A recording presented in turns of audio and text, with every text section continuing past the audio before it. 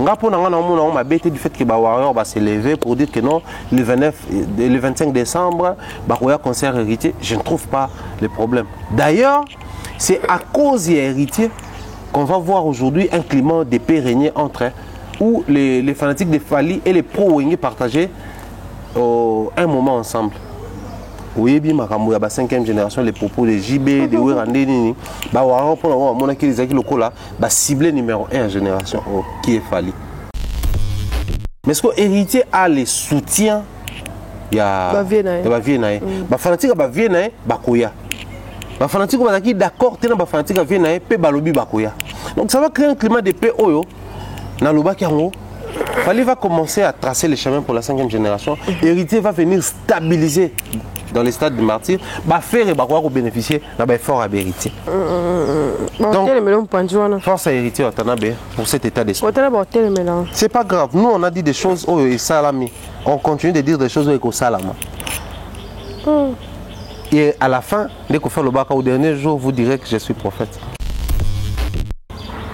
La première sortie médiatique, il y a artiste Ferregola, pour le prince à Salaki.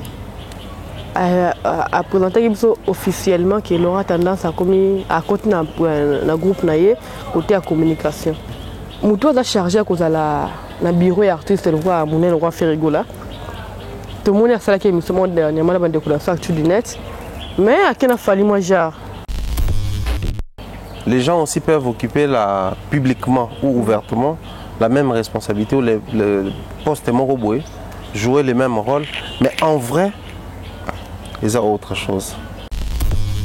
Notre sœur n'est pas dans la communication seulement vaguement comme ça. Elle est dans la communication des faits rechargés des Fally. Charger des questions et entrer avec Fally. Donc exclusivement, il doit maintenant commencer à s'occuper de cette histoire-là. Oui. C'est faisable. Chez Ferre, oui. On comprend ensemble, on a dit que non, même Bango Bayebi qui saute l'obité. Émission on a la vidéo d'essence. Et on a la sans soubassement, sans contenu. C'est vrai pour certains, ils attaquent à la personne de Fally, une manière pour avoir la contre-campagne, quoi qu'on déstabiliser. Non, il faut pas souffrir. Si que non, bah doute base à la base de la réponse. Fally depuis toujours quand il dit ngingo, ils ont dit mutataki tembe, toke et kangi. C'est pas seulement dans le stade de martyrs qu'il faudrait inventer la roue. Non, la roue, à l'image de Fally Ipupa, existe depuis belle lurette. Sauf que la roue continue de tourner, tel a été le style Bamba tourner à Congo.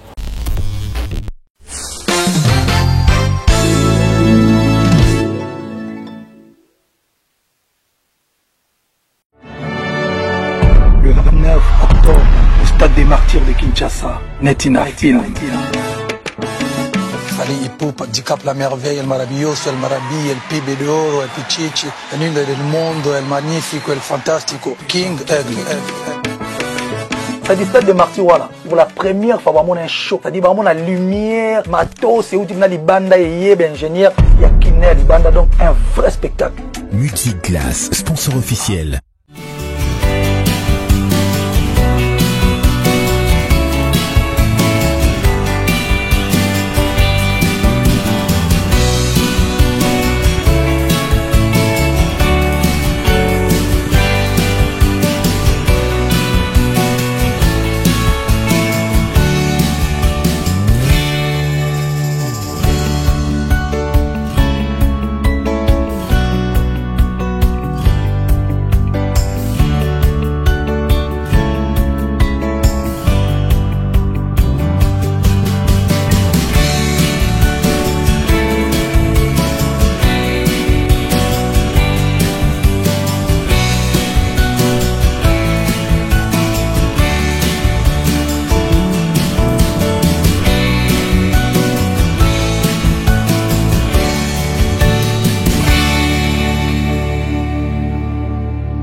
Une action. Voilà, bonjour et bienvenue à tous nos abonnés d'Africa TV, la maison de l'excellence. Je pense que vous allez bien, moi de ma part, ça va. Dieu fait grâce, Nguru, toujours. On continue comme ça, la pendant Moussala Oyo. Ton espace un peu embarrassé, il faut jardin de laine. Ça, la confusion, jardin de laine, jardin de laine, au petit jardin de laine. Donc, adresse la page de Instagram, Facebook pour contacter espace aura bien pour la manifestation, la production. Vous hésitez à contacter Tout cas déjà image a bien peint à place. Sûrement avec l'excellent Thierry Mombaya. L'entrée déjà peint émission dédiée on a Mystère 5G. Joe Bams Pambo te no peint en émission la fait ça en binobo tel en peint. La bouquet binos parce que Marambo Sali. C'est la réalisation avec moi peut déjà m'aider à dire bonjour excellent Thierry Mombaya.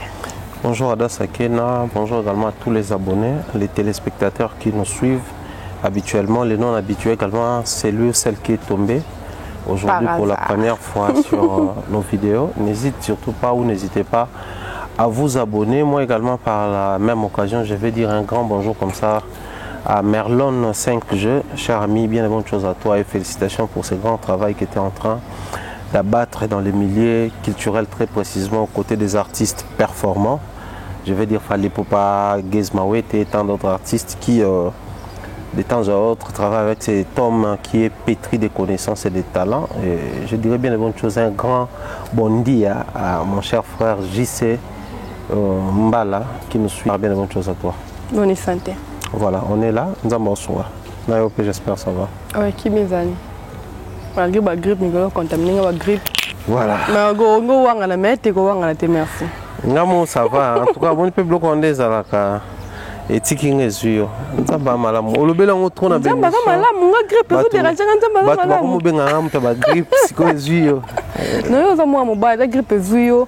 Ozala makasi. Yebi songa siko ada ko tino ka mu sabi passe yemi na zalaka. Boti kabilo ko na moi na mobile moi c'est être humain, ni ba créer la biso moi ça supporte la maladie, la douleur plus que moi mobile. Papa tika. Boti ko créer. C'est nga penda na lemba. Très colère. Tana tumbola batute. Chéri bomba la bomba qui va suivre penza pona c'est belé. Bat balimi sangai donc na ko zo pe mo de émission lobby. Non pas tout ça. Lobby na sous émission parce que marambo za penza. Azali. Nana qui ça. Auzana no. Ana ça. Na ko voyager ba le 25 le mois. Maman yo boyoka. Mena sozu o ko kakate. Merci. Bon, quand on va voyage, nous avons intention de bien te tirer. Tu vas s'arranger avec voler ça la matinée du 25 si après. Ah, ils allont les 30. Pour le 25, normalement, il faut voyager. Il faut quelque part. Je pense que Bandeko n'a rien à voir quand on a commis. Oui, posons les quantièmes. Tu es dans zone angala qui est dans la zone. Tu papa, tu es bidon tout en zone avant le 29. Avant le 29 après le 29. Oh là là. Courage. Merci beaucoup. OK. Bon voyage d'avance. Merci beaucoup. Merci pareillement.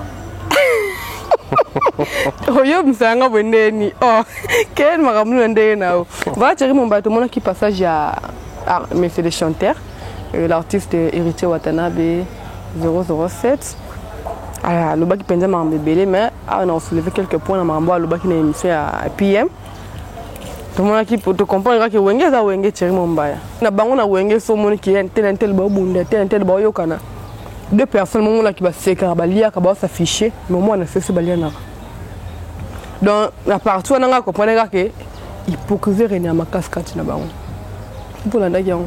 Oui, d'accord, très bien. Sauf que dans un cas où internet est comment faciliter biso. Bah partout. L'anda émission peut-être va extrait ou va morceler là car bazo diffuser et tout. Bon, personnellement pour moi, il n'y avait rien d'étonnant. Hein. OK. Ouais, j'avais trouvé ça très normal. C'est quelque chose où c'est souvenir à un jardin d'Hélène. Quand le jour où j'avais parlé des artistes qui sortent la tête et de ceux-là qui de temps à autre essayent de réclamer les clans, parler des clans, faire l'apologie des clans et tout. Mais il faut faire comprendre qu'il y a une forte dose d'hypocrisie dans ça parce que au monde il y a clan banini. On essaye de défendre les couleurs il y a clan Nabiso. Qui dit défendre les couleurs s'attendre farouchement, bec et ongle à l'assistance de l'autre, à l'intervention de l'autre, à l'apport de l'autre. Maintenant, quand on s'attend à ça, à un certain niveau, il faudrait qu'il y ait un certain réalisme. Ce qui est athée, on m'a demandé un peu de trop. J'ai des problèmes. J'ai vu avec Samokito, Patrick Bawanga, Bams Joe. Tant on a le service na bango, toi apport na bango na problème nanga, assistance na bango, je dois aussi na sous-entendu me dire ceci, que bango peut être un promo non prononcé. C'est-à-dire un promo babo lo bana bango. Ceux qui bako assister ngana zongo ko na quitter et na sala une obligation te. C'est le problème avec les pro wingé, surtout bano ba bimi na libo mawera, je m'assume. Au moins on va avoir tendance Héritier Saïlomoko, c'est vrai, aux Congolais artistes, clan, tu peux acclamer, ascenser, glisser très rapidement ou avec disponibilité un mot. Mais, bon, ça là, on a une récupération clanique. Oui, c'est l'on a bisso, oui, c'est bien. Mais ce que tu as dit, je m'excuse, comment le bama bisso wengé en asiko. Moni bisso wengé en jibé. Ils ont fait un parcours ensemble. Après dislocation, chacun dans son coin. Même Adolphe, Totel le moindre, parce que tu es Wenge Tonia. Blaise Boula, tu es pondération 8. C'est-à-dire que on a un chanteur, il y a Wenge. Avant comment on a biso Wenge, qui prêt à s'affronter mutuellement entre Bango. Oui, rapidement, JB petit frère, JB JB, tout ça là, ça a dindi Titanic, il y a période d'intervention rapide. C'est-à-dire, on a bunda qui nano. Après, ne pas mettre ma solo clan. Contrairement à banda na bango baboti, tant besoin de récupération clan. Bango balingi ba comme ça demande au Bible la sala obligation que les forts soutiennent les faibles. Ce qui c'est quoi à contrepartie. Azu soutien on a été. Ça lié moi. À comment créer le problème, à comment créer le bambré. Ce qu'azu soutien on a, à l'occasion abuser la disponibilité na yoto. A comme ça, cheval de bataille, les colons n'ont matara pour ça la bataille où il y a ça. Aussitôt aux disponibilité, ça va faire du genre. C'est le premier aspect. Deuxième aspect. Deuxième aspect, ils ont tiré na moi recherche tout ça là. À un moment de temps, tout le cateau, il va péniner les canaux milieu na bango, tout ça là. Nazanayo, je ne veux pas que tu réussisses. Ok. Moi, je suis un verbe, je suis un minerval, je suis un nazo. Et les canapés ming na clan na bango. Ok. Nazana on a l'ingité aussi, mais nazarana yo. On a bossé aussi, mais vous allez bien tout ça là. Mais au fond, jour moko boy son amone comme Simba, je commence maintenant publiquement à manifester. Moi mes écarts, moi mon comportement un peu différent, moi ma attitude moko boy à moi bien té, c'est-à-dire en fait naturellement ça bon. Toi tu sais que biso na histoire Toyoka. Ça c'est l'histoire. Quand Héritier est parti na Wenge, azay bien té na Wera. Tant on peut période wana faire pas aller bien té na Wera. Donc on sous-entend que moi quand azaki ne loko protéger par rapport à la relation à la maison mère.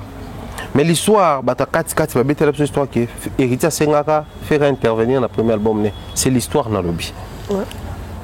Mais les clans font bazara contre eux.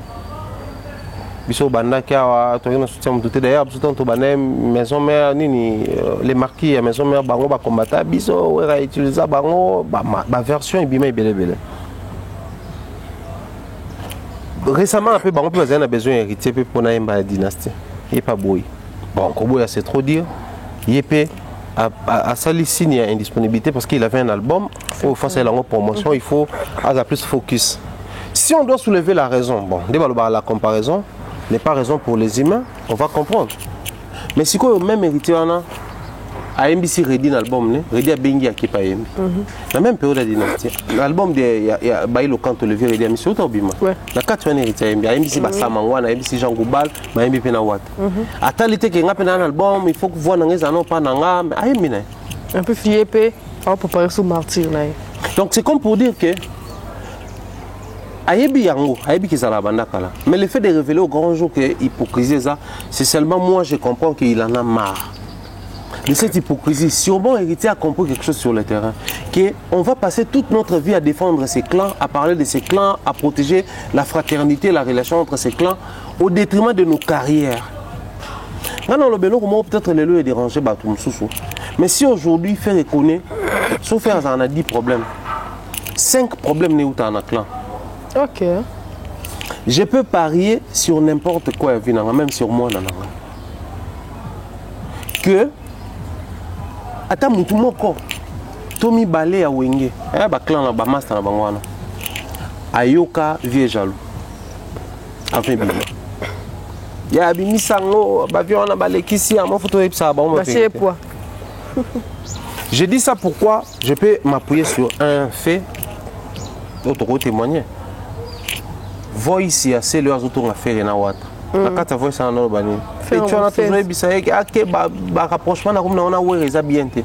Ça dit pour na bango, ouais c'est un problème. OK. Peu importe, c'est-à-dire hypocrisie ça mais au moins c'est le na émission vient na biso igwe tout ça là. Mais ouais c'est un problème so kabone ko approcher des sociétés. Mais si quoi wata lobeli biso na kata clan Wenge, moi je vais aller plus loin. La musique congolaise est régie parmi les codes de l'hypocrisie. Bien affilé, souvenez-vous quand il a commencé sa carrière solo. L'hypocrisie. Ah bah il a pas l'hypocrisie. Parce qu'il avait compris qu'il avait une milliard de musique. Joe was a leader na biso. Akenda pas wera. Mais l'iné peut bien affiler en Wenge kaka. Azalana wera. Asolana wera. Mais tant ba tikala ba on a ba. Masoni abeta. Ba masoni ba betaka. OK. Tant c'est décidé qu'il est très proche à Kofi. On va dire la musique est en bongo, ça bien awera, peu bien à Kofi malgré Kofi na wera, courant ils a été. Mais Bakati, bango baebi.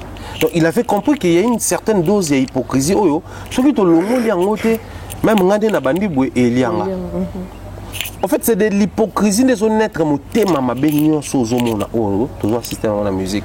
Si aujourd'hui héritier monte au créneau pour dénoncer publiquement sur un plateau aussi suivi qu'il y a une forte dose d'hypocrisie, je suis pro ça. Moi la musique na biso, à cause de l'hypocrisie des soigner ba problème, ba arranger ba problème, ils préfèrent passer à autre chose. J'ai encore des rancœurs contre Adassa, mais je préfère qu'à tous les canaux sur autre chose. Mais jour au monde na moi célébrité succès moi bonne supporter cette hypocrisie et la mouka. Et on est bien en français ça va refaire surface pour ou déranger du fait que yo au commis ko mata au commis ko avancer tranquillement. Donc moi je crois qu'il est grand temps que ce genre de discours est à la tenue d'un artiste et musicien au bakwa ko dénoncer. Cela ne va pas fragiliser les clans Wenge. Il faut la préciser sur yango. Du fait qu'héritier est dénoncé l'hypocrisie qu'il y a au sein, il y a clan parce qu'il a dit des choses aussi clairement. Dans le bac pas plus tard qu'hier dans l'émission, il y a Tanya Mabé dit, je réitère encore aujourd'hui, héritier c'est un genre en bateau, quand il veut dire quelque chose, que ça dérange ou que ça arrange les gens, mais il peut faire le dire. Alors réellement franchise, mon robot à franc parler, il a ça, il a l'art de parler les choses ouvertement. Même Yemoko, j'ai parié qu'il a senti le poids de l'hypocrisie à Wenge. Parce qu'il fallait faire passer les choses, il fallait caresser l'essence du poil, il fallait faire ça pour ce qui est du clan. Mais en contrepartie, j'ai senti que ça ne m'a pas rendu un service. Ça n'a pas été bénéfique. Pour les aboués, non, je l'ai au il y a moi blague, mais sérieux. Kabossé, biloko à boma, voiture sans moteur, ah ouais, c'est voiture sans moteur, biloko à boma, comme qui n'a comme une pauvre musique. Amukanda qui da poto c'est le akangami ah moi son poto yate mais mutazuela qui est branchement pour mamba poto zonga ya azuela c'est le ndaki na poto c'est Kabossé boulem mais après plus tard ba yebeta masolo Kabossé walinga mama ya mwana ya c'est le ba na média so hypocrisie za la été ba ngaba solo ngo. OK Monde aboué je peux un jour avoir des problèmes avec toi ou des incompréhensions tout le monde to partager soit vie mon côté. Mais ceux qui n'ont pas de bons souvenirs, nous sommes dans la hypocrite. Nous sommes partant et l'okouana. C'est-à-dire qu'on a outil et l'okouana. Quand je vais essayer de revoir ce qu'on a connu ensemble, les parcours qu'on a fait ensemble, je commence par là, dans le cours, avec franchise. Mais si on a une hypocrisie, je ne vois pas les côtés positifs. C'est-à-dire, hypocrisie, on est ingratitude, esprit à manipuler même Batum. Je le dis comme ça. Beaucoup pensaient manipuler l'héritier. Puisqu'il a compris, il a conclu que la carrière est dépendante de la fonctionner. Voilà pourquoi il commence à dénoncer ces choses à la télé. Et moi je dirais, cette hypocrisie, les akana wengete, il y a peine à quartier latin, ils appellent à clan Zaïko, ils ont un clan et bel les hypocrisie. Beaucoup na bateau bataille histoire en musique, beaucoup na les quattro. Papa Wemba, Benz Bozi Boziana, Evoloko, na Gina Fonge. Et Kabwana Ipoanine. c'était pas pour ce projet là bango parce qu'il y avait une forte dose d'hypocrisie bazar qui vrai. L'album de Papa Wemba et Koffi Olomide, Wake Up, c'était un très grand projet. Après l'album, il fallait qu'il y ait des concerts et tout. Et Soukawapi. Je vais le dire comme ça. Dans le Barango, les projets Dynastie, c'est parmi les meilleurs projets pour vivre dans la génération d'Abisso. Les amis d'hier qui se sont réunis pour offrir à mélomanes, à consommateurs, encore des shows d'œuvres ou des œuvres musicales. Mais vous allez constater, à cause de cette hypocrisie, Ok. parce que Bamsousou, mais puisque ce sont des hypocrites, parce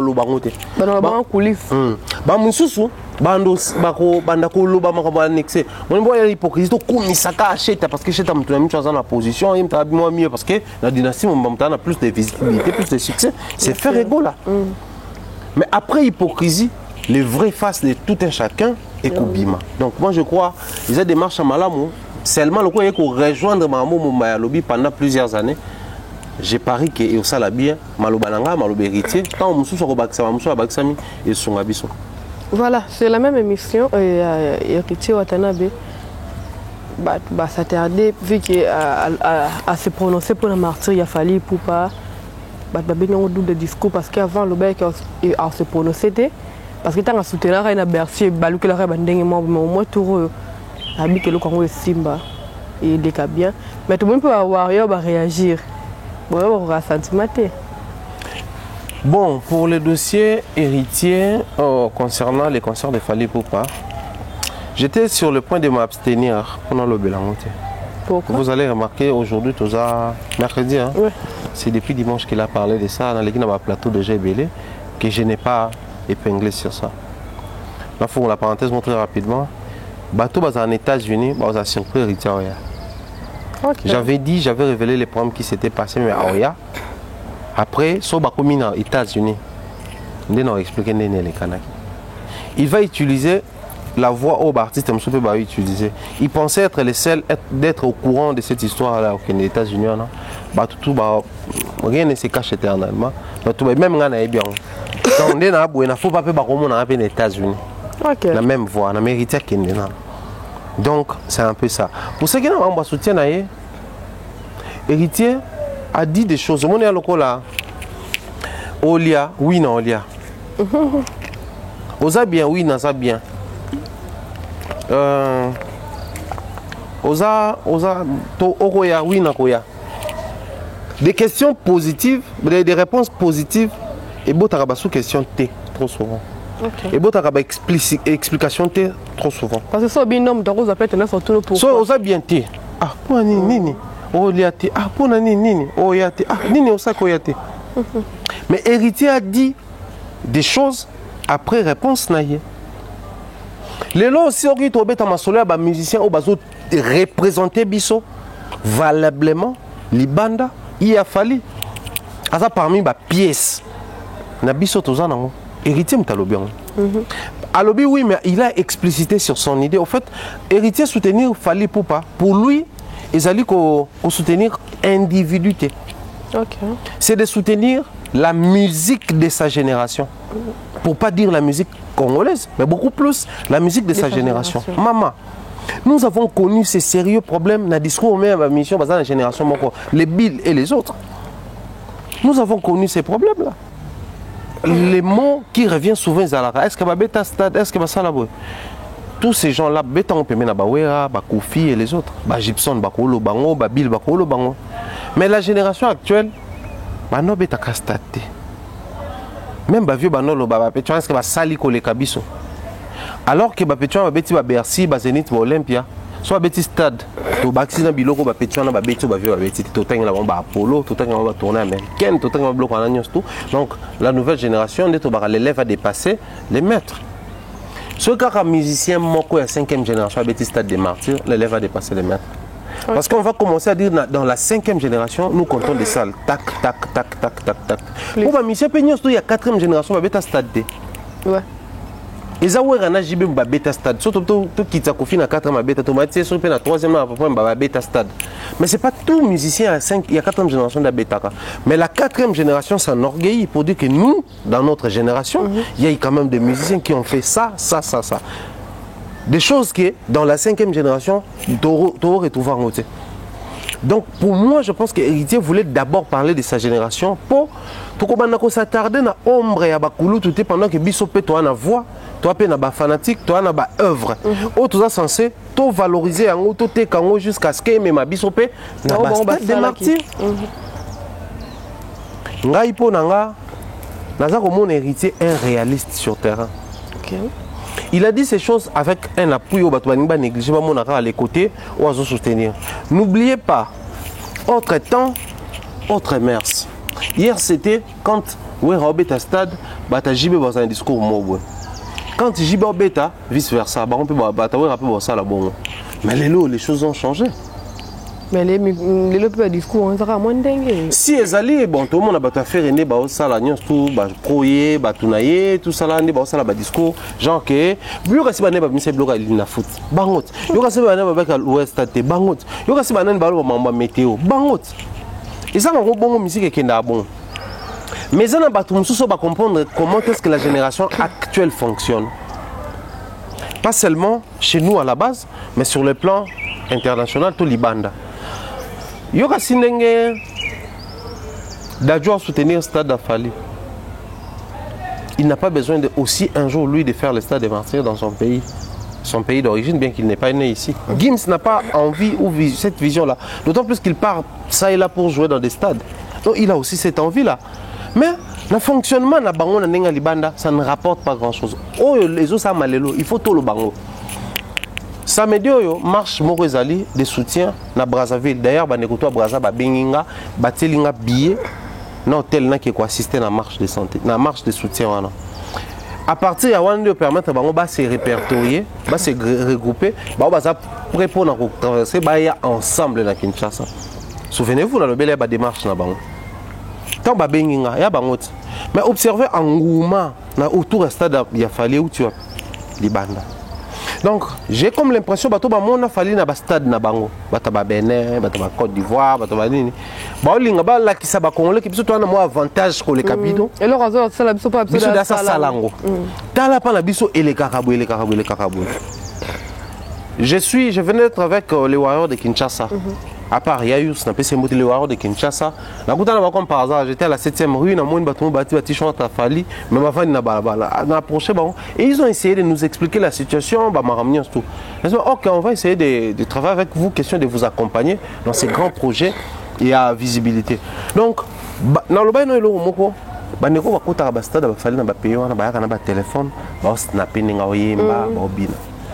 pour ça, il y a des Congolais qui ont insécurité dans le stade. Il fallait s'attarder plus sur la visibilité. Comment est-ce que les mesures sécuritaires sont dans le stade. Pour les conduits, pour la police, pour l'armée. Donc moi je crois Héritier est parmi ces gens-là qui ont compris que je peux ou ne pas soutenir Fali. Je peux ou ne pas combattre un autre artiste musicien congolais, mais j'ai la possibilité d'avancer tranquillement. Pour il faut tout le bélo au moko. Fanatique a Fali, à cause appelé mélomane et héritier. Voilà. Je réitère. Fanatique et a Fali, à cause de la mélomane et héritier. Or, na début de Makambo na Lobaka, pour jouer un concert na Trump à stade, il ne faut pas compter sur les fanatiques, mais il faut compter sur les mélomanes. Moi, ça ne passe jamais inaperçu. Il veut faire comprendre aux mélomanes qui sont fanatiques d'autres artistes, y compris ceux qui consomment avec fanatisme la musique de Fali, que lui, il n'a pas besoin de combattre ou de soutenir Fali pour réussir son concert. Mais il a juste besoin de combattre, de soutenir la culture et la musique congolaise pour que Batouana, à la l'aise na coin na bango, mais se sentir mal à l'aise pas na été. C'est ce qui explique ces discours-là. On a bêté du fait que les Warriors va s'élever pour dire que non, le 25 décembre, il y a un concert héritier. Je ne trouve pas le problème. D'ailleurs, c'est à cause des héritiers qu'on va voir aujourd'hui un climat d'épée régner entre eux, où les fanatiques de Fali et les pro-Wenge partagent un moment ensemble. Oui, bien, la 5e génération, les propos de JB, de Wérandé, ciblé numéro 1 génération qui est Fali. étant fanatique de Fally, dérangeant qui bango. Mais est-ce que héritier a les soutiens? Il y a vie nae. Ba fanatique ba vie nae bakoya. Ba fanatique ba qui d'accord tena ba fanatique vie nae pe balobi bakoya. Donc ça va créer un climat de paix oyo. Na loba kiango. Fally va commencer à tracer le chemin pour la 5e génération. Héritier va venir stabiliser dans les stades de martyrs. Ba faire et ba quoi bénéficier na ba effort à héritier. Fally trace le chemin, héritier stabilise, fait revient bénéficier de ça. Donc, force à héritier pour cet état d'esprit. C'est pas grave. Nous, on a dit des choses au salami. On continue de dire des choses au salama. Et à la fin, dès qu'on fait le bac au dernier jour, vous direz que je suis prophète. Voilà, Thierry Mumbaya, la première sortie médiatique, il y a artiste fait rigola. Na point de presse à Salaki. A présenté officiellement que Laura tendance à continuer à groupe naie côté à communication. Donc biso on dit que mutu so na na kata bureau communication Thierry Mumbaya. So na lobby i ba ba tanga moi genre ba que i na se Thierry Mumbaya même d'ailleurs le moment i ou bien il y a des on doit le dire. Il y a même so na lobby même na live na ba ka outil directement parce que na la mingi na yo. Mutu a chargé à cause de la bureau et artiste le roi Mouné le roi Ferrigola. Tout le monde a salé qui est seulement dernièrement la bande de couleurs sur du net. Mais à qui n'a fallu moi genre. Donc, basu peut-être temps pour critiquer le fameux concert il a fallu pour parler bon mot benga. Pour dire que même manière faut bon ça la wana qui est la stratégie ba fan a fallu bon ça pour attirer les gens. Tu belé pendant parce que là qui n'a sorti médiatique à l'orat tendance te babi va sortir médiatique on tâcher directement artiste fait rigola et bah tu vas plus loin qu'on comparer même na mano que na tout monde mano na bêtise voilà et gens va traiter comme bêtise. Bon les jours se suivent mais ne se ressemblent pas. Les gens aussi peuvent occuper publiquement ou ouvertement la même responsabilité ou le poste moroboué, jouer les mêmes rôles mais en vrai ils ont autre chose. Nzeta manga nzeta manga connaissant nda yeba ko ezan nzeta manga ya mufude so ils venga ne ofiba. Le moto betanga position. O ezan nzeta manga mbeli. Nzeta manga ya nzeta manga. Connaissant nda yeba ke nzeta eza pundu ya Congo, o eza pundu ya Kaosu. Kaosu ouais.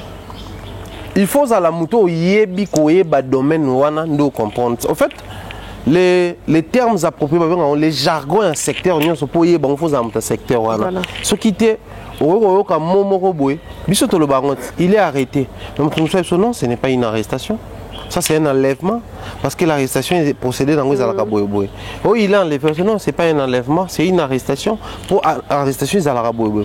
Donc, ils l'ont emprisonné. Il est sous mandat provisoire, MAP.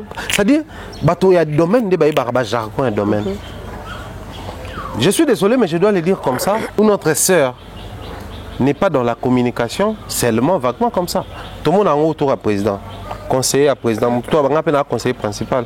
Donc, je suis un conseiller principal chargé pour chargé politique, conseiller principal chargé sécuritaire, conseiller principal chargé des affaires étrangères.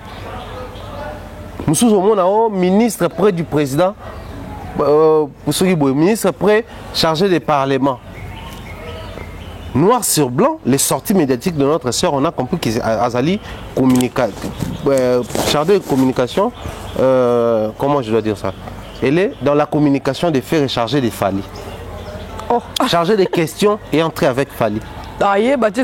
Chargé à répondre. Donc exclusivement, il doit maintenant commencer à s'occuper de cette histoire-là. Oh. Oui. C'est faisable. Chez Ferre, oui. Chez les artistes musiciens congolais, oui. Chez les Ndouleman, oui. Ok. Yo mon ate période mo mutu mo kaka ya kabusa le kana bemission ataka faire. Mais basé belette. Mais pour nika yé mutu fois le kataka faire, faire sali bango ni na pom ni na bango. C'est que Laura tanda fait la marque au Zibaya. Bon, comment ça fait ça la même cop hein. Et mon frère le bec ba ka ça la ba show na. Ah bon mais les cop. Pour faire et moi bi on est à chaud. Bon, c'est que peut-être il y a ça un peu différemment par rapport à soit il y a ça on a diaspora, mais quand on ça sur le plan local et tout ça là. Nga pour nanga on a ça ko senga peut-être on a fanatique parce que je ne veux pas que la tension monte en ces temps-ci. Au moni biloko mususu et comme indispensable dans la vie à moto. Fally aujourd'hui est indispensable dans la musique congolaise. Moto a lingi ko lobele malamute, le quoi il faut lobela, a lobele mabe. Tu sais qui n'est pas album héritier occupe une très bonne position. C'est-à-dire c'est au-delà de nos forces, c'est au-delà de nos appartenances ou de nos capacités ou de nos vouloirs. C'est la réalité. Il faut le dire tel que ça se présente, il faut les réclamer. En fait, ça vous réclame la parole. Tu ne veux pas le dire, mais ça te réclame, ça t'arrache la parole de la bouche. En fait, le côté positif est le côté années. Au moment tant où tu as eu une élection en 2018, rassemblement de l'opposition, Basangani Babino pour la banque candidat na bango, ils ont qui Monsieur Martin Fayulu m'a dit. Alors ils ont créé un truc de telle sorte que Martin Fayulu soit présent dans tous les discours, dans toutes les interviews. Je m'explique. Qui est pro, par exemple Kabila, qui soutient candidat contre Kabila. Chadari. Monsieur Emmanuel Chadari Ramazani. Mais Moutouana, quand on est dans le plateau, mais comment il y a TV5, il doit parler de Ramazani Chadari, faire la promotion, faire la propagande et tout ce qui va avec. Mais faire la campagne plutôt, allais-je dire. Mais après, qu'est-ce que vous voyez sur le terrain? Parce que c'est pour la toute première fois que nous puissions voir l'opposition congolaise se réunir autour d'une personne, Martin Fayulu. C'est-à-dire, Martin Fayulu, on parle de lui en bien ou en mal, on parle de lui. Fally lui-même avait dit ceci à une certaine époque. Tant que vidéo Salamaki, Fally, il y a sur YouTube, sur Dubaï, Expo Dubaï. Les salions de les faire YouTube. Les gens parlent de moi, en bien ou en mal, mais ils parlent de moi. Tout ça, l'exercice, moi, tu vois, une année, avant ça, une année, 6 mois, on a bossé. Bata communini na titre d'émission, bata na communauté, ata na malam, ata na mabe, tout à l'heure fonctionnement. Non, na meka causant. Donc, sur terrain, les noms de ces gars, c'est les noms à utiliser pour faire fonctionner certaines choses. Tout le monde a une question, moko. Toujours polémique, tout ça, entre Fally et Ferry. Toujours adversité entre Fally et Ferry, tout ça, parce qu'il fallait être année ou faire l'année prochaine. Donc, tout le monde a fallu être avant Ferry. Ferry a besoin de sa stratégie, on peut pas être terrain, on s'en m'a ramené parce que c'est l'année prochaine. Fally a besoin de stratégie, la promotion retard, ou pas. Et ça, il a sa stratégie parce qu'il veut réussir son show. En quoi comment est-ce qu'il faut faire le bilan? En quoi ils ont concerné Baron? Les liens qui existent entre la promotion de l'artiste qui sort dans l'emprisonnement, l'artiste qui veut sortir un projet avec ses amis, en quoi ils ont la bénéfique panay? Donc, on comprend ensemble, que non, même Bango Bayebi qui saute l'obité. Émission d'habitude, à la vidée d'essence. Et vous avez la sans soubassement, sans contenu. C'est vrai pour certains, ils attaquent à la personne de Fally, une manière pour avoir la contre-campagne, pour déstabiliser. Non. Il faut pas souffrir. Si que non, bah doute, bah la base réponse. Fally depuis toujours quand il dit ngingo, ils ont dit mutataki tembe, toke et kangie. C'est pas seulement dans le stade de martyrs qu'il faudrait inventer la roue. Non, la roue, à l'image de Fally Ipupa, existe depuis belle lurette. Sauf que la roue continue de tourner, tel a été le style Bango tourner. Une partie à force à Fally Ipupa dans la musique congolaise, c'est pour les gens X, to Y, qui le lot discours échange. Pour le lot, tout le monde a solo, un double discours, tout ça. Et ben, nini. Pour les télémélés, marambo, baron lelo. Pour les séka qui marambo, baron lelo. Pour les qui marambo, les faiblesses, lelo, baron sala. Mais baloba qui ango, pour nani a salaki. Pour Moutongo, c'est qu'il fallait. Parce que pour l'année, quand un discours est bon, vous comme on le connaît, tout le c'est lamenté, comme ça fallait, point faible. Non. Il ne faut pas chercher à tout prix que ces gens-là s'alignent derrière Fally Ipupa. D'autant plus qu'il est sociétaire dans un orchestre connu, au bazar d'un projet, bazar d'un programme, et elle préfère passer sur un plateau pour parler négativement d'un artiste. Ils ont adversité, ils ont polémique. Mais c'est parce que ceux qui ont symbiété, bon, tous se mettent d'accord sur un point. Nabino ba warrior, nabino ba mélomane est dérangé bino. Sur l'émission de Balobela Falite Boulinga Balobelanan Kas. Qu'il nous propose Balobelanan. Fait rigolo. Pour Balobanini sur hier. À ça qui déjà y est moko conférence de presse, à ça qui déjà y est moko émission. C'est suffisant. Tout le monde a ma vidéo au studio, là où il est en train d'enregistrer avec ma confrère. L'artiste déjà a parlé de ça. Les vidéos parlent de ça. Bien sûr, ça fait des brouhahs à l'oreille. Parce qu'il faudrait que œuvre bandakoko après Robima pour pouvoir matraquer sur la promotion. Mais pour que œuvre comme non prête et Robimate, il faut que la wana que ça la mesure d'accompagnement faire à l'objet de visibilité. Les lots, on est bien d'accord que faire une conférence de presse, faire des émissions, au bazar incapable, il y a quoi que ça là, des analyses sur ça. Pour trouver des éléments, comment piocher, comment éclairer l'opinion, comment intéresser davantage les gens. Mais quand vous allez sortir médiatique, vous préférez parler des autres. Ngaïada, ça n'a une vérité pure. Que Bandeko, on se plaindre, on se plaindre. Ok. En fait, nous positivement. Accepter qu'au moins, dans chaque génération, il y a un artiste qui sort la tête de l'eau pour permettre à Batumsu de cahier. Maman, quand on s'attaquait à Papa Wemba, c'est pas parce que les autres ne savaient pas chanter, c'est pas parce que les autres n'avaient pas de chansons, c'est pas parce que les autres n'avaient pas des fanatiques. Ils avaient tout ça. Mais ils parlaient toujours de Papa Wemba. Quand les gens s'attaquaient à Weranson, Maman, Weranson, qu'est-ce qu'il n'a pas connu les vieux? Quand les gens s'attaquaient à Kofi Olomide, c'était pas seulement Kofi qui était le plus méchant de l'époque. C'était son succès. Ndezaki, problème naïe. Mais quand c'est le tour de Fally Ipupa, pourquoi est-ce que les gens, se plaindre? Non. Ces attaques-là ne vont pas ou ne vont pas empêcher à Fally Ipupa à concerner un stade de martyrs. Ces attaques-là qui ont empêché sa projet ouvert, ces attaques-là qui ont empêché la preuve, Manzembo Yango Yarumbe Obima. Abimisaki science-fiction, à Saki Live, tout le monde est extra Manzembo Betami. Yaba Sika Sika. Nous, on a eu une fuite, deuxième clip dans les Obimezoya. Pour la ramacasse, on a fuite. Donc, c'est comme pour dire que dans ces petits détails-là, Fanatique Waza à comprendre, Fally se plaindre à société. J'avais dit dans une de tes émissions que non, Fanatique fa tambola, le lengo leader nazo tambola. Voilà. Fanatique a le droit singa, leader a le droit tonga. Soit qu'il est à gauche, Fanatique ne faut comprendre comment le leader a fonctionné, il n'est pas à gauche. Soit qu'il est à droite, Fanatique faut comprendre que le leader a tambola, il n'est pas à droite. Sinon, bon, on se comprendre et on va la caca, ba plainte na ba plainte donc. Ba warrior, restez focus sur l'histoire, il y a stade des martyrs. Je profite également pour dans cette histoire, pour peut-être dans le moment où on a souka bandeko msusu, ba oratango, puisqu'on est en train de parler dans bandeko ba warrior, il y a une vidéo, on a un audio qui circule, comme quoi Kelly Charleston s'est moqué de JB, tout ça là. Je vais recevoir Kelly Charleston demain. Okay. Envoyez vos questions, envoyez vos préoccupations, nous allons répondre à toutes ces questions parce que nous analyse. Oui, binga. Il y a Fiston à Ratate, il y a Fiston coloqué Elzap, futur honorable. Na Ratangote, il y a Sandra Kazadi Lissas, il y a Souka, de quoi Kofi na Ratate, il de quoi musicien pour na musique pour descendre l'autre. Ça, je ne permets pas. Je ne permets pas. Mais à la limite, on a la possibilité à contact les concernés à contact. Okay. Il m'a expliqué sur la situation, il a éclairé l'opinion qu'ils ont qui émission, ils ont solo côté émission là, Ezali, ça date de plus de 2 ans. Okay. Donc, Tokoyambaye na émission a explicité. On va essayer d'éclairer l'opinion autour de ça parce que là on a déjà. Au 2 ans passés, on a vu sur projet ML. Digital, il peut déjà ça les postes vraiment mécontent contre Yango. On va essayer d'éclairer l'opinion sur ça également. Après, tu auras peut-être un Roger ML dans le téléphone. Donc, tu auras un Kelly Lobby. Et puis après, demain, tu auras un Roger ML. Ok. Le général. Le général de tous les warriors. Tu peux essayer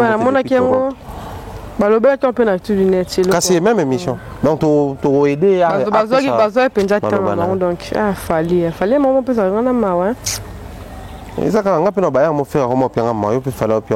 on partage la douleur de nos artistes.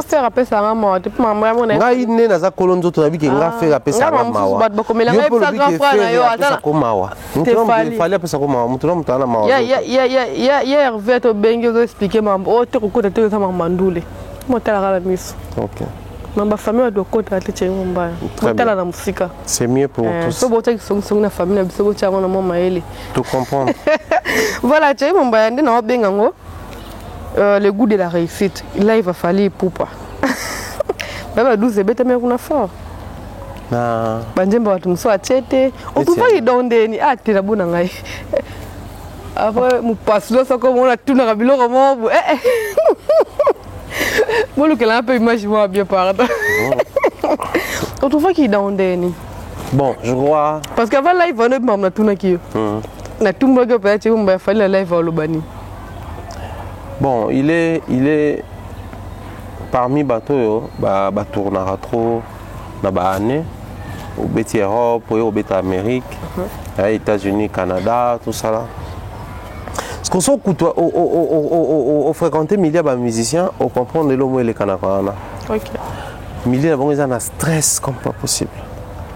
Milliers de banques ça prend la tête, milliers de banques ça préoccupe les gens, il faut organiser, tout ça là, ça doit réussir. Il y a la pression des adversaires, il y a de l'autre côté Céléo et sa bande, de l'autre côté il y a Ferré.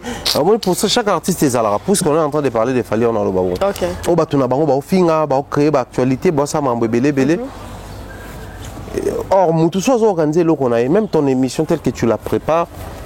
Je pense que que ce soit une émission ordonnée, une émission bien organisée, ils en ont réussite.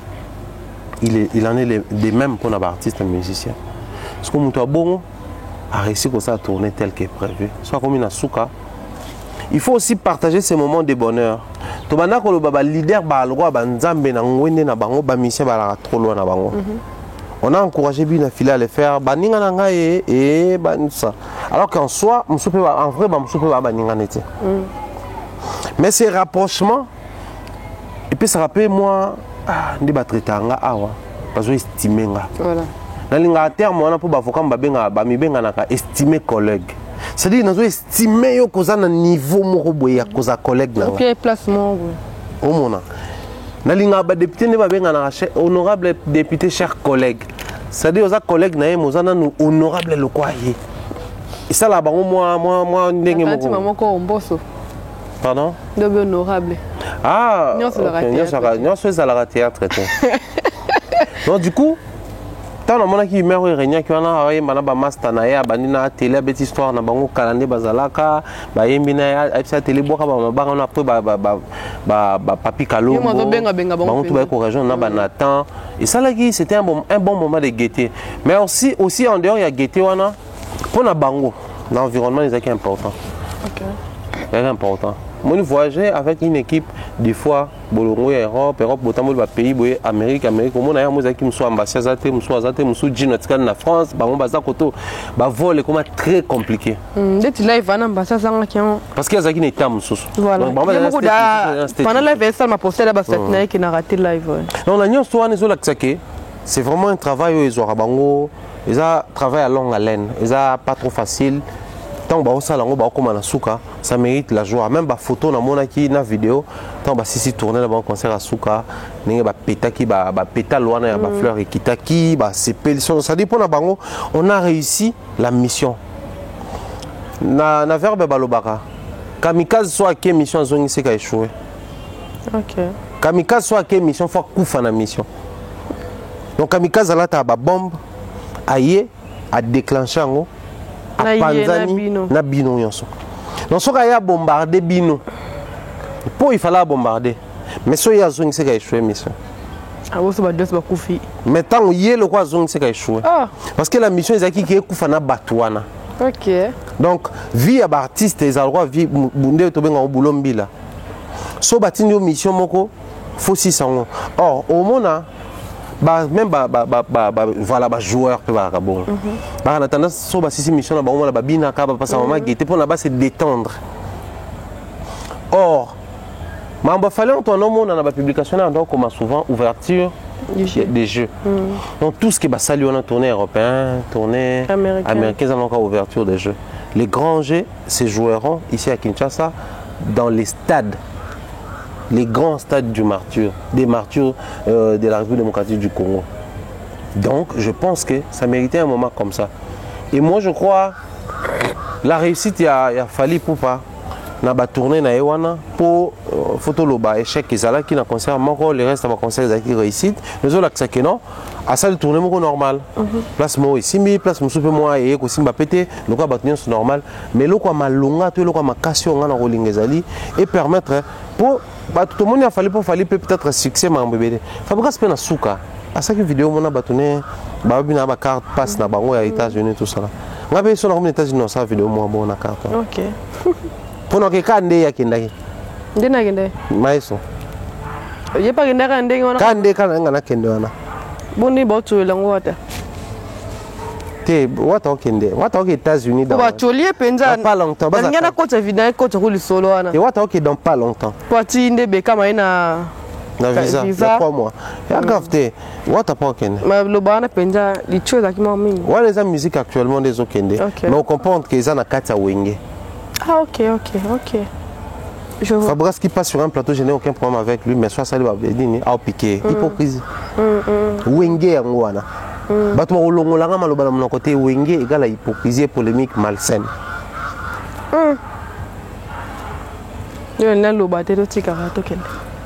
Donc le gars a fêté sa réussite. Oh pour Nabiso. Tout sera ça les lots qui marchent, il faut jubiler en toi empêcher à battre jubiler. Voilà. Les lots sera album dynastie bimé Simbi, il faut pas jubiler en haut. Les lots héritiers on a besoin d'être concerné dans le stade des martyrs Simbi, il faut jubiler en haut. Les lots il faut jubiler album neneng et kangi 4 coins en Congo. Mi-ange, mi-démon. Il faut jubiler en haut. Le lot il faut jubiler parce que l'album naï le ngolé na Congo et comment permettre de tourner à l'international. Il faut jubiler en haut. Il faut te permettre à l'artiste Nabiso baba na ko jouir dans ba effort na parce que les réalités ici au Congo c'est très compliqué. Voilà. C'est vraiment très pénible pour un artiste qui évolue ici à décoller à comme à niveau parce que vient na biso ba décoller qui mais basala ki nzela te o ba nous permettre ba leki ba ko lekanaka to se retrouver na zamba moko jeune génération lelo ba se retrouver na zamba moko oyo bakuta ba sentier te sentier soko moni yango oloba balekana boy balekana boy mazana na zamba mais on ne tient pas compte mutal boso lekana ki ezaki matiti anyata ki nzube anyata ki boy deuxième jour azonga leki wana troisième jour aleki wana et tiki ba trace nzela nde batutu bakomoleka et comme nzela on ne tient pas compte de ça mais bakulu tuna biso ebele basala sentier awa mais sur le plan international basala sentier te yango moneza moko mono bautangelo Awilo Longomba bautangelo Koffi Olomide bautangelo Papa Wemba bautangela yo Tabulay bautangelo Luambo Makiadi mais que batanga musique congolaise et ça liboué c'est très compliqué. C'est très compliqué donc on a comme une option quoi censé quoi encourager quoi accompagner ba moment festif et ba musicien ou ba réussir na mission moko ils a alloué pour na bango to bango moko ba tie pour na bango to lobaki to ke robeta concert en Europe et puis en Amérique to ke to beti na Europe to beti na Amérique ba vidéo ezali mais il faut passer un moment de joie mais aussi c'était un moment il y a qu'on réitérer ouverture d'esprit peut-être naïe. Quand on écoute Buna Filé, il est toujours en bonne relation avec Fali. Mais n'oubliez pas, moi j'étais dans l'organisation à concert à Buna Filé, la showbiz. Seul artiste, Oyo, Batoua Comparana, Fali, qui Congolais, faire une tapostaki. Que non, les Gaulois venaient, tout ça là, ouais, tapostaki, mais faire pas postaki. Nanengandou la Congo, fallait pour moi en froid. Nous la Congo est bon. Mais il fait son live, il chante Buna Filé. Ok. Mais Fali a toujours été fan de Bapa. Pépé Kalé un papi texte. On a des pas Fali a toujours été fan de Venaye, le quoi là, Luambo Makiadi, surtout Madilu système. Au moins, la tendance à souvent Madilu trop observé. Même la vidéo Bams doit poster pour nous réunir au Warrior à Kinshasa pour nos mesures sécuritaires entre Bango. Ah oui, Makanzemo. Zonga Magali, Ngamaboko, Polele, Madilu système. Donc à la qui ça bateau indirectement qui n'a pas fan na bavio wana tant ça remix ya nzembo na bango to bengango mixtape wa sala ya nzembo ya message jaloux et ça nzembo na bango titre nzembo za non. Donc moi je crois les gars à kuka pe ko suka na nzembo ba l'époque bavio ya yoka après suki mais na babi na filé aye na bagez ma wete ayo yemba Robinho Mundibs ayo yem abwa ki même ba Mignon Abraham ça dit il est vrai que na kata stade nanga même apport ya Mignon Abraham est moindre été.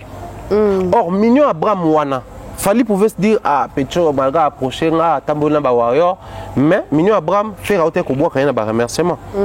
Pour na mambo emprisonnement parce que Mignon Abraham vraiment soutenu faire rigola. OK. Donc Fali veut seulement communiquer aux gens que non. On a bien vu on peut faire on est obligé de obéba nanga. Bina fila mona na faire avant Fali mais jour bakutana ki bina fila bakongo fala mona ki na musika taw ya kiti pa pese mote fala kiti même na car tout le car restaurant moto vanda to lia malheureusement côté bazalaki ezaki côté moko ezaki centre ville Tant que tu as un restaurant, tu as un kilote. Dans le restaurant, va bien, ils ont centre-ville, tu as Kotaka, tu as un kilote de football, tu as vraiment des samas. Des salaires que moi, je vends dans Soubalia, ils ont été, tu as une boutique après, tu as Kabouani. Donc cet état d'esprit-là qu'il a communiqué, et qu'on a encore une dose de polémique dans la musique. Bateau va soutenir qu'il fait une affilée, à mon année avant, mignon, tout soutenir, mais il fallait très à l'aise. Peut-être un mignon, Abraham, image comme félicitations. C'est-à-dire, il est prêt à dire que soutenez qui vous voulez, mais quand vous m'approchez, et vous savez, boya côté qu'on a posé en bien.